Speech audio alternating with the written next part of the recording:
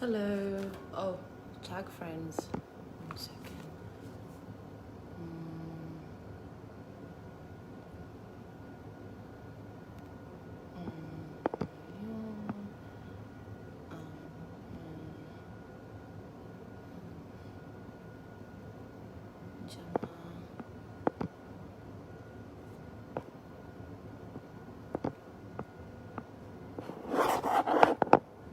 Oops.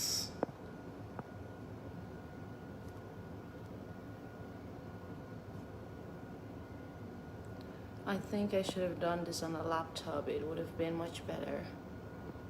Um,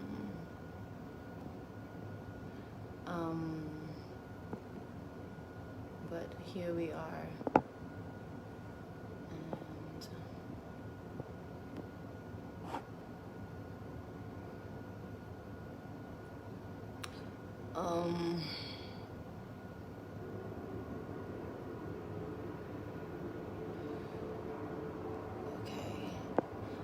And so I guess we let a couple of people join us, and we can pick it up from there.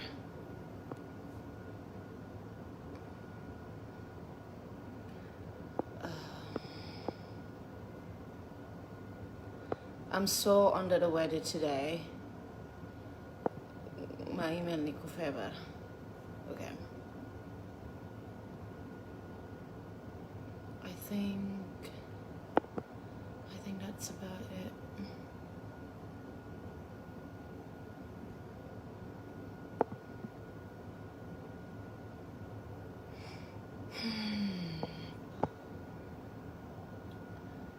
Hello. Hey there. Okay.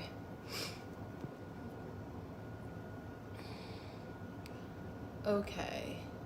So, good afternoon from my end. I'm so disoriented right now. I'm not even sure how we're doing this. So,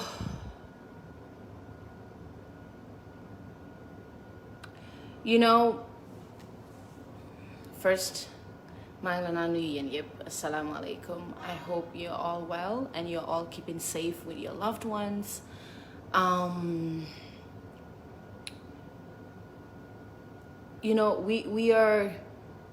We're just tired. We're so tired. We are just so exhausted because it's the same story every time, and it's very disempowering when you want to do work, when you're doing actual work, or trying to make some kind of change, but every single time, if it's not the discussion of it that's draining you down, it's what's happening is what is draining you down. And you do not only feel bad about what's happening, you lose the encouragement, the strength to do the actual work itself. And I just thought that it was, I was sitting down and I just could not sift the focus of what this fight has to be. And I think it is such a shame. First, two shames. One is that we are a society that has a political setup that does not have to pay the price for ignoring, neglecting women, right? At all. The political system is set up in a way that there is no price to pay for any kind of behavior that doesn't support women, any kind of behavior that perpetuates violence on women, or for the lack of doing anything in the actual progression in the literal lives of women, not just the lip service of it. And to think that we are 50% of the population is pathetic. It begs the question of where is the root cause for that?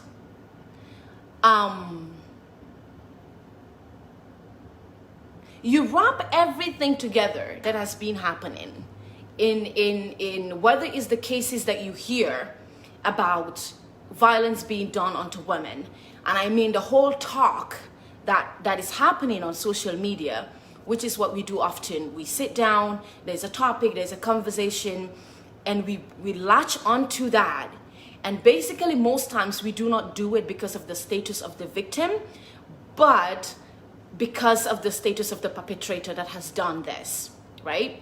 And we latch onto that and we scream on top of our lungs.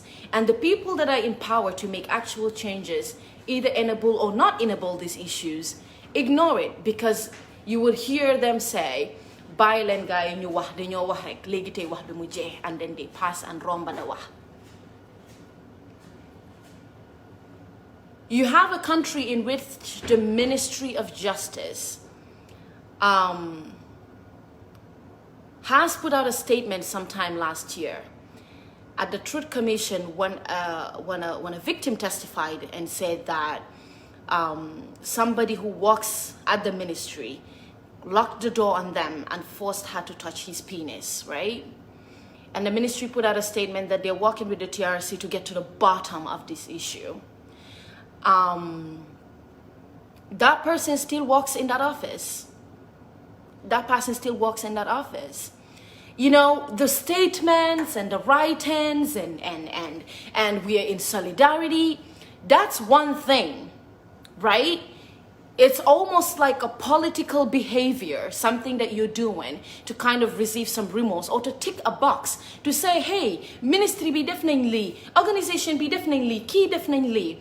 When all of that is said and done, in the actual lives of these women, you don't do anything. The perpetrators continue to stand where they're at.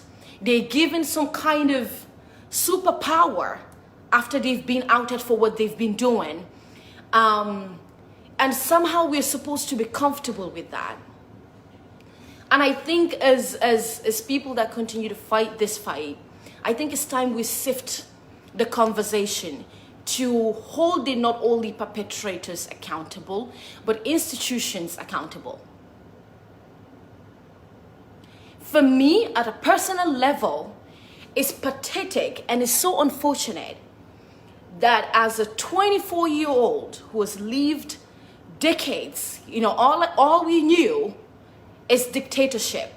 And within that, for me, the perspective is, for the past 2 decades of my life, of our lives, we lived in a dictatorship and we live within the confines of intense violence being done to women's bodies. We lived with a president who himself was a dictator and a rapist. Do not forget that. To move on to another government whose intent and for all purposes are paying lip service to women's issues. And the first lady of that country, the one that we rely on, we depend on to literally safeguard our lives, is an ally to alleged rapist. Oh, let me take that out. Rapist. The same way you are privy to saying alleged rapist until the courts decide it, the same way I'm privy to say rapist until the court decides it's not. We are sick and tired of fixing the words, fixing the statements, of listening to ignorance being spewed, to having to deal with the hurt of people that are supposed to protect you not even understand what rape is.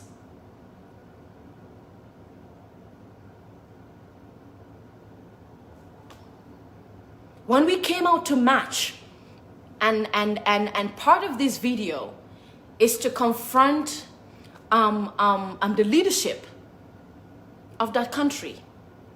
The institutions that we have in place that are supposed to help implement the laws that we have, help to support, amplify women's voices, our cries. It seemed to me we only matter, and it's so disrespectful, that we only matter when you want to have political votes, when you want to be voted in office, that we sing and dance and clap for you. That we bring about the most eloquent changes in that country. You think about the women of the Kalama Revolution. Great respect, massive respect for those women. Even though within their own institutions and the groups they come from, the men end up neglecting them. We use this as tools and pawns to get you into office. And when you do, somehow our lives do not matter. Our bodies do not matter. This is war. You do not get to neglect violence being done to me. You do not get to hang and dine and eat and laugh with the people who rape our women and claim to respect us and claim to fight for us. It's almost impossible. And let me speak Mandinka here so we can have an understanding of what's going on here. With all due respect, Madam First Lady, with all due respect, with whatever political affiliation or interpretation is put to anything anybody says now, this is me speaking to you as a survivor, someone who can explain to you what it is like to be raped. That the women groups in that country, the survivors of all types of GBV, are sick and tired of tiptoeing around your silence. I wish we were a country. I wish munum bankol timiya lonko. Ila diamo wala ila diamo balia. Abam feng faling. I wish mu bankolti. Andu musu grupo leti miya lonko nga sembo soto mbe mfango londi la nyamen mbe mimfola ay tambi mbe na dunyo nyini la nyamen ay tambi wa tara mela support ila diamo la ila diamo balia wa tara mansulala bari nketa bankol te miya lonko ila diamo wala ila diamo balia ayen affect le ika minke ika minfo ini minka si ini minka diamo ini minka jele ini milka dung ini milka finti. Unfortunately, ayen tolla life affect le. Ila positional ayen tolla life affect le. When you were an ordinary Fatou Barrow walking around the cities of Serekunda and Banjul, ye minfo minfo amam batandi aman na dunia faling amam fenche na dunia kona bari mbe tembo minto teng. Gambia musol be kumbo kande. Andu hani, rape man kumase bi. GBV man kumase bi. Ka musolu balo tilimbali ya bayri mu musolte aman kumase bi. A metan konole. Niaje bi akumo be selala bake. Molle hani ka finti ka diamu. Mol be diamu ka akuwa la walati na akuwa be moikan. Bara manke ko akuwa datita bile. Kabrim fintita in 2019. Gambia musolo fintita iko ibe match kanne. Ibe match kan munella because tilimbali ya kuo minka ke molo kan. Hashtag I am Toufah. But woman tell a story leti andung I thought I important tell can tell a story ta isaje nga story dulu fana fintindi. Biting alayake unfortunately media like sensationalization. They like to sensationalize stories. Right? Depending on the status of the perpetrator, not even the victim. They pick and choose what stories they're interested in. So when they're interested in your story, you use it to amplify other stories. When we came out in the streets in 2019, Meje, we didn't see you. I'm not sure if you were waiting for an invitation. I don't think we should ever have to invite you. to come and listen to our voices, to march with us. It's one thing to keep quiet. It's another thing for us to see you siding with perpetrators. It's another thing to see you dining and whining with perpetrators.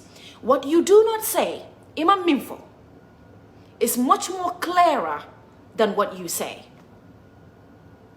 There is more understanding and definition in the things that you don't do than it is in the things that you say and do. And we cannot keep tiptoeing around it. You know, we cannot keep saying, oh, Karin in first lady, you know, ani modo government onto their clothes. Karin in modo government onto anata la suo konale. Kari in the government ye delegation oki kari la moliale. It cannot keep happening. You have to pick a side. It is time where you do not sit on a fence. And if you do not understand the issues, reach out to women's organizations. Reach out to all these women that are putting their lives on the line and ask them what's going on. What is this about? How can I actually help? When you keep quiet and we see you in pictures with perpetrators, and when we hear delegations have been sent to homes of women, that is a very clear information as to where you stand. And you need to debunk that. You need to tell us where you stand. Because you're either with us or you're not. You're either with the women of that country or you're not. We are sick and tired of the lip service. We are sick and tired of, oh, we have opened up, you know, the Ministry of Women's Affairs. Where is the Ministry of Women's Affairs? What have you done so far? To put it in a nutshell, what I am trying to say is, we will refocus our campaign to not only raise awareness on SGBV and make sure cases are prosecuted, but also that we go into these communities from whom you seek your votes from and make sure that we do tell them about where your position lies when it comes to SGBV issues, when it comes to women's issues in general. You will have to somehow be responsible enough to want to care, to sow to care, to put women's issues at the forefront before you can seek for our votes. And this goes beyond even the people that are in power. It is to challenge all the political parties as well. Where is your manifesto? Where does your manifesto stand when it comes to issues of SGBV? Do you have a policy? Do you have a dedicated segment on these issues? Do you have a proposed guideline to reporting mechanisms? Do you have a policy or proposed guidelines on how to protect victims, witnesses, court procedures? What is your stance on how long cases do take at police stations and in court? Why is it not important enough for that to seek votes for you? Again, all on us. Because once the issue is raised enough, when we put it to our communities that it is as important as the other issues on which you seek your votes on, you will take us seriously. And that is a promise. And that's what we are going to do. We are going to interfere in communities you seek your vote from to make sure the issues of SGBV is a forefront of a voting issue. People vote on that issue. People vote for you based on where your stance is on that issue. Because apparently, the only thing that shakes your rooms and your houses for you to care enough is what it costs you politically.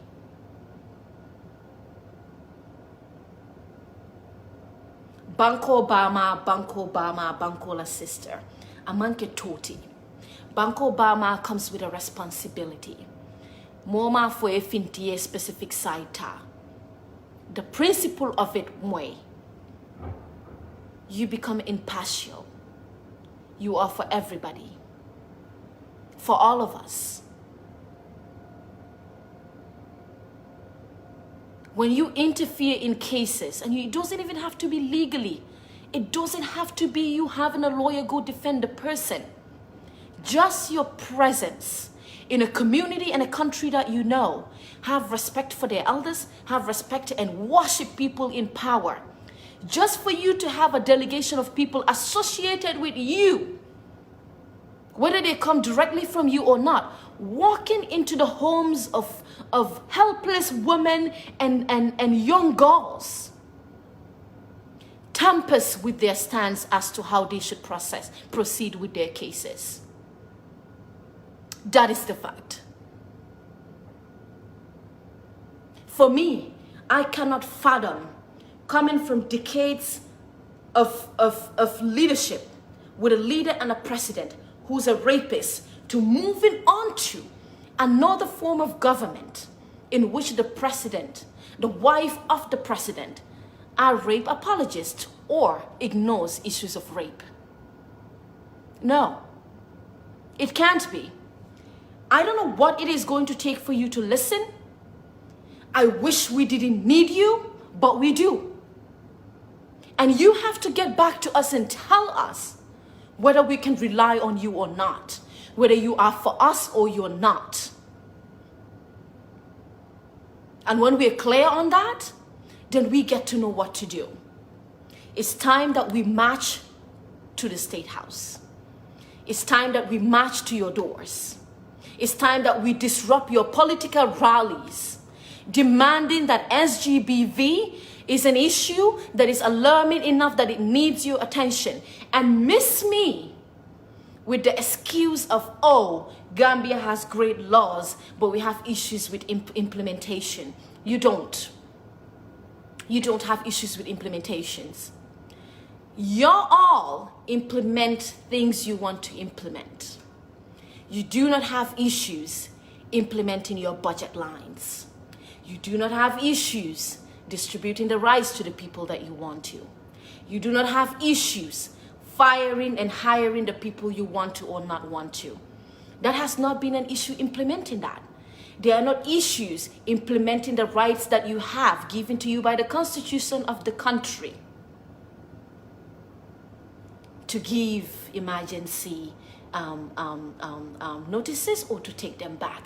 You implement those perfectly fine. You implement your salaries perfectly fine. There is no implementations issues there. No matter how many people are working within the government, the head, the secretary general, all of y'all. You don't have issues implementing the cars you're supposed to have, your allowances, your per diem, your travel routines. There is no implementation problem when it comes to those issues. But there are implementation problems when it comes to implementing policies and laws that surround women, the poor people, and victims in that country. And you wonder why. The Facebook post is not cutting it. You know, the let's collaborate is not cutting it. You use us. You go to UN, you go to all these international organizations, and you use words like the SDGs goal of 2020, women empowerment, women yardstick, women this, Ministry of Justice. We have set up, we have come up, we have created, we have too much English, just too much. Mbatatale. Mbatatale.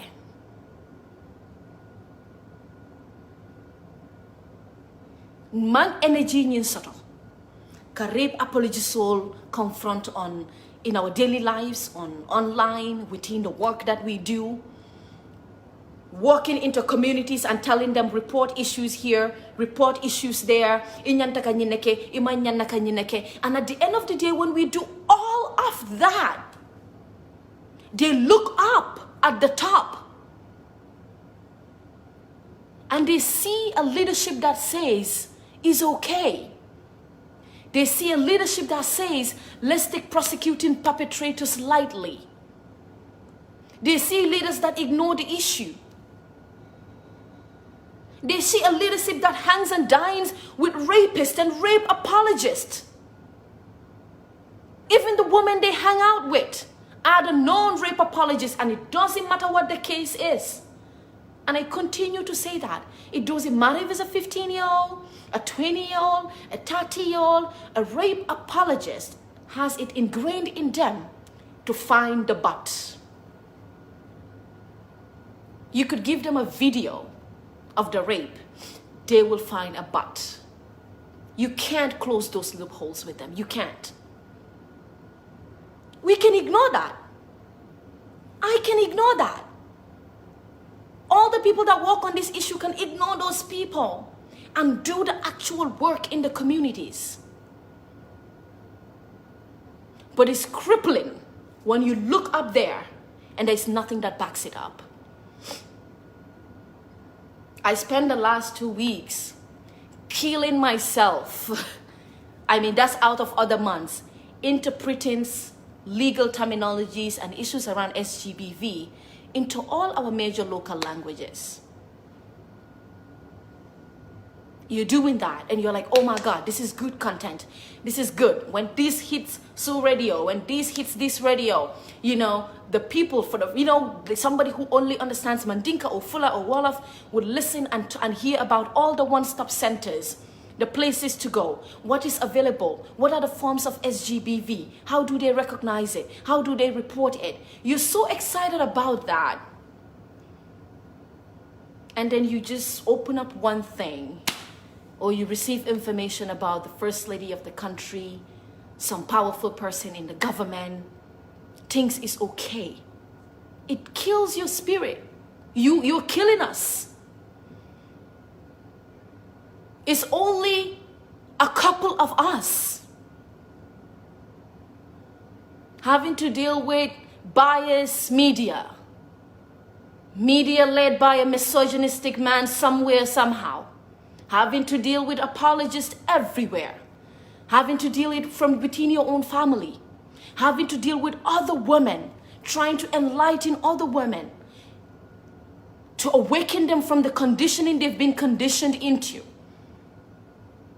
And at the same time, I gotta worry about the president and his wife and the government and the institutions put in place to protect us. No one has energy for that.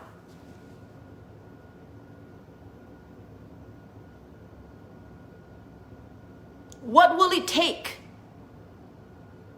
We take our microphones and our banners and our sticks and we march to your doors? Is that what it take? Would it take reaching out to New York Times, BBC, CNN to have a segment on you and how we think you are a rape apologist? And then you might care because you all seem to care what the international body thinks, or people outside of the country. What says you?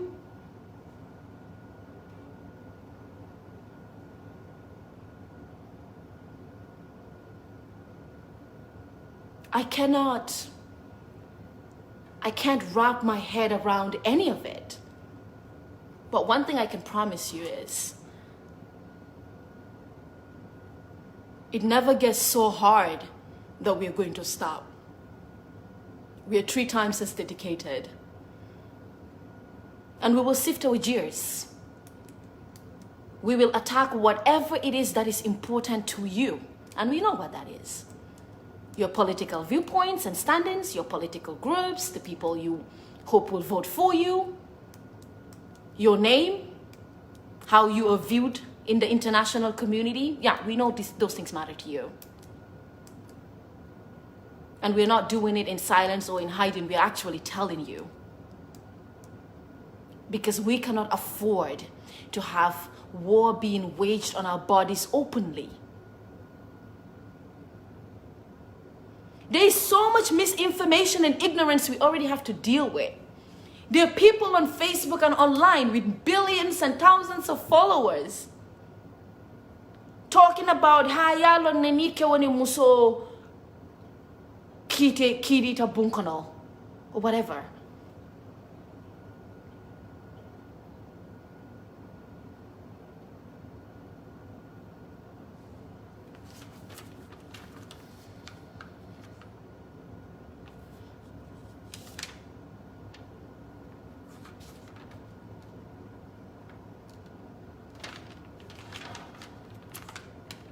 And you know what's funny?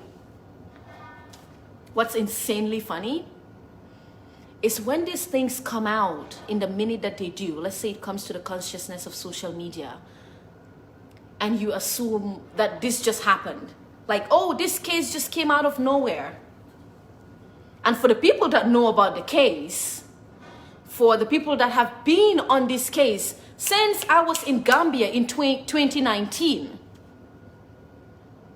who have used and exhausted their energy,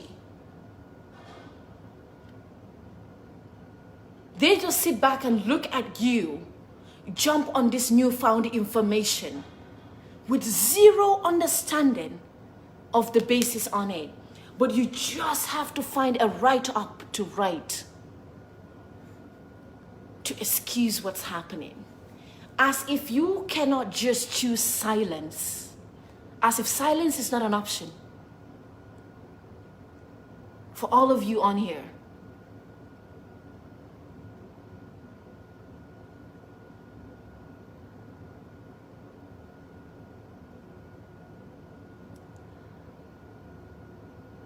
Mrs. Fatou Barrow, the government of the Gambia, you know, the institutions we have put in place, the courts, the police, the Ministry of Justice. When we do all the advocacy we do, when we reach out to all the communities that we reach out to, we are basically redirecting them to you. That's what the work is. And think about the fact that we are redirecting all these people to a dead zone, to nowhere. What will it take for you to care? You know, as Jama Jack said, is it going to take bloodied panties or pictures of a bleeding vagina or bodies being piled together? I don't understand what it is going to take.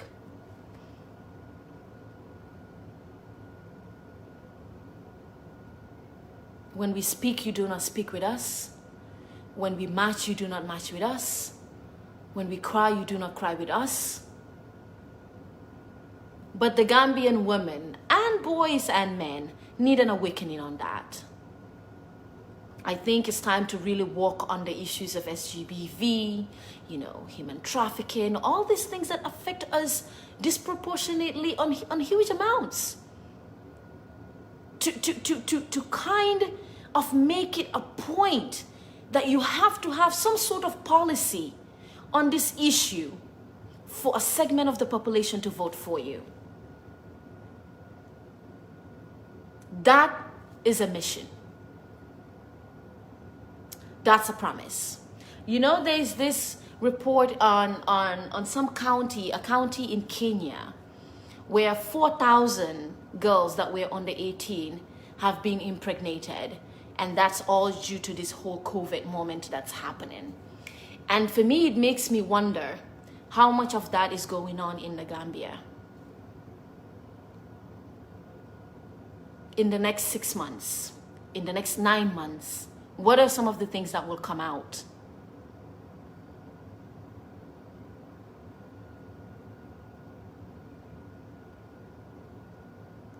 You don't have to do gymnastics to get to a point where you look at Gambia, you look at our culture, you look at our people honestly, and all the bullshit that comes with speaking out, and you think the story is not worth looking into. And you think that the woman somewhere, somehow, no matter what the variation of the story is, there is some truth to that. Just the benefit of that doubt.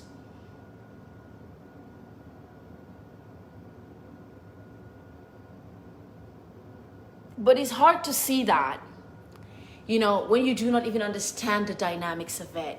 And for our government and you know, all these institutions that we look forward to, we don't need you to come out and speak no big English. Sohla winko. The majority of the people that have been affected, that continue to be affected by these, do not even understand English. You don't have to find a writer to write anything. Finti inila mole diamo. Right? Finti inila mole diamo. Finti atandina ko you care. Because lafta kalo nela position umuminity. And I don't want it to be we think, we want it to be very clear.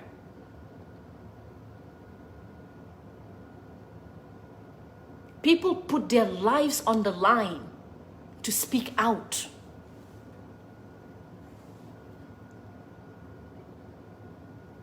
Literal lives on the line to speak out. And that's different from what they've been through. You have a country and a nation who cares about how a guy feels. You know what's interesting is how one can care about other girls that were brought to this world by that man, but not about the girl that it has happened to.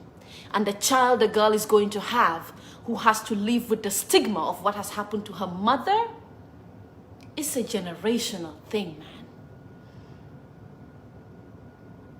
But who cares? Who cares? She doesn't have the future. She doesn't have the company that she's running that's going to crumble. She's just some nobody 18-year-old. She doesn't have connections to anybody in any powerful position. She almost doesn't exist. Her experiences and her sufferings and the pause on her life and all of those things, we can excuse it. Nga kacha dorong. Nga kacha, nga maslaha, yan nembe mo badi wan leti. But we are dealing with that fight. And that's a fight and a conversation I cannot possibly have on a Facebook Live. There's so much groundwork being done to actually affect the life of actual women and the support this women need to make our societies understand what it is that we are talking about in the first place, to dealing with misogynistic individuals that have taken it upon themselves to attack in order to listen. And I understand that. We are shaking a table that has been rooted in concrete for decades and centuries. Yes, it's going to have a fight back. It's going to have a pushback. Your personality, who you are, would be attacked. We get all of that. All of that we are ready to take. But you know what we cannot take though? To know that we are redirecting people to the top of our institutional ladder that do not care, that will not respond, that will not give them the justice they deserve. That's futile work.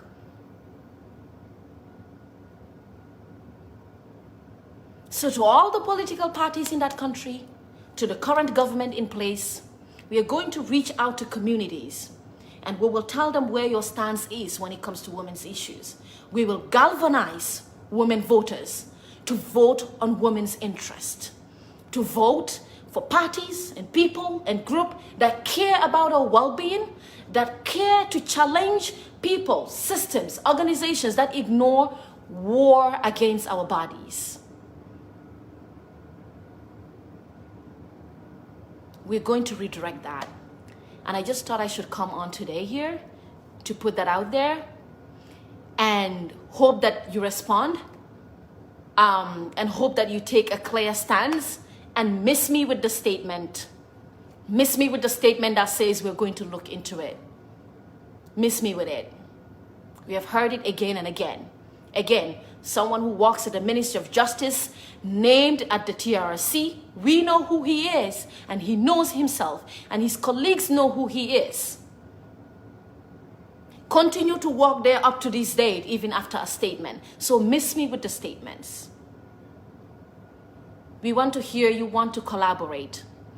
We want to hear you want to use your position in that country, your access to our people, to clarify things. If you do not know, ask to be educated on the issues.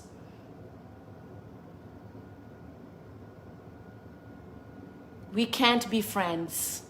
We can't be by you. We can't negotiate anything that has to do with our bodies. We can't. We almost literally can't. So I hope it gets across. I hope it's that important. And off of the Facebook Live, back to the actual groundwork. But don't say we didn't tell you. And to all the rape apologists, you never fail your duties. You report on time. You report as expected.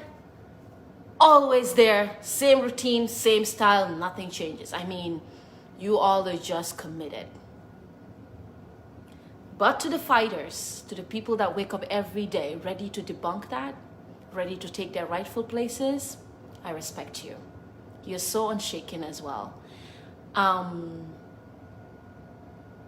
To the rapist, see you at the battleground, see you in court, see you online, offline, in our communities and everywhere else. We will weed you out. It doesn't matter if you're the president of the ICC. It doesn't matter if you own 10 billion companies. It doesn't matter if you are the head office of the police. It doesn't matter if you are the lead man at the crimes unit. It doesn't matter if you are the chief champion of slaughtering. It just doesn't matter. All of you, and with all the people that support you, and with all the people that stand with you,